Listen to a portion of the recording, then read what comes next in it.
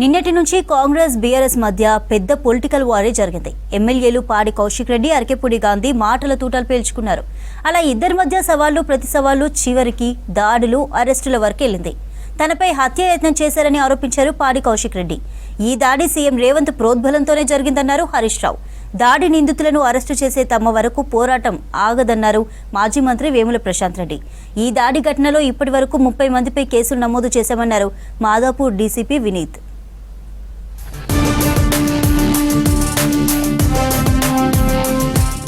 MLA పాడి Kaushik Reddy versus Serilingampally MLA Arikepudi సవాళ్లు ప్రతి సవాళ్లు తీవ్ర ఉద్రిక్తతలకు దారితీశాయి. కాంగ్రెస్ గూండాలు తనపై హత్యాయత్నం చేశారని ఆరోపించారు పాడి కౌశిక్. తన ఇంటి కిటికీ అద్దాలు ధ్వంసం చేశారని చెప్పారు. ప్లాన్ ప్రకారమే గుడ్లు, టమాటాలు తీసుకొచ్చారని అన్నారు. దాడులు చేస్తే భయపడేది లేదన్నారు. తామేంటో రేపు చూపిస్తామని వార్నింగ్ ఇచ్చారు కౌశిక్ రెడ్డి. మా గడ్డ మీద కూర్చొని నువ్వు సవాల్ విసురితే చూసుకుంటా ఊకోనికే ఇక్కడ భయపడతాం అనుకున్నావా ఏంది బిడ్డ? 11 గంటలకి ఖచ్చితంగా 11 o'clockకి మేము రేపు శంబూర్పూర్ రాజు మన మేడ్చల్ పార్టీ ఆఫీస్ దగ్గర నుంచి స్టార్ట్ అవుతాం. ఆయన ఇల్లు అదే జిల్లా కిందికి వస్తుంది. ఆడికే పోదాం. ఆడి నుంచి అందరం కలిసి ఆ ఇంటికి పోయి స్వాగతం పలుకుదాం. ఎమ్మెల్యే అరికపూడికి సవాల్ విసిరారు కౌశిక్ రెడ్డి. గాంధీ ఇంటికెళ్లి బీఆర్ఎస్ జెండా ఎగరేస్తానని సవాల్ చేశారు. కౌశిక్ సవాల్ కు గాంధీ ప్రతి సవాల్ చేయడమే కాకుండా కొండాపూర్లోని హుజూరాబాద్ ఎమ్మెల్యే ఇంటికి వెళ్లడంతో ఉద్రిక్త పరిస్థితి ఏర్పడింది.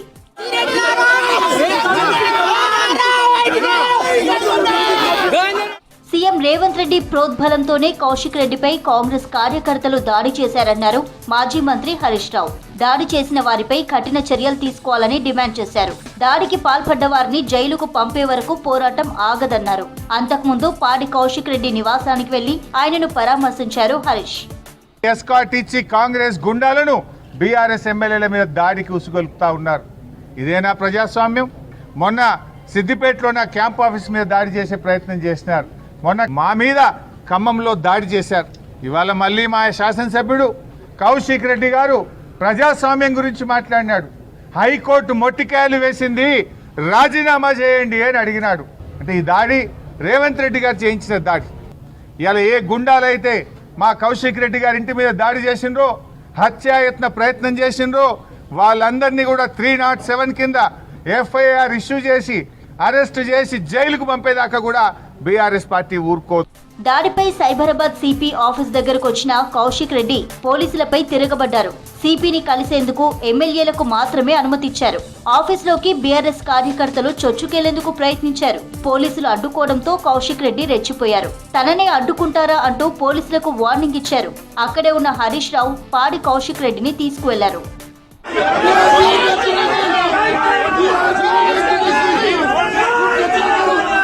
పాడి కౌశిక్ రెడ్డిపై హత్యాయత్నం జరిగిందన్నారు మాజీ మంత్రి వేముల ప్రశాంత్ రెడ్డి. 15 కిలోమీటర్ల దూరం నుంచి వచ్చి దాడి చేశారన్నారు. ఈ దాడిలో స్థానిక పోలీసుల వైఫల్యం కనిపిస్తోందన్నారు. హత్యా ప్రయత్నం చేసిన వారిని అరెస్టు చేయాలని డిమాండ్ చేశారు వేముల.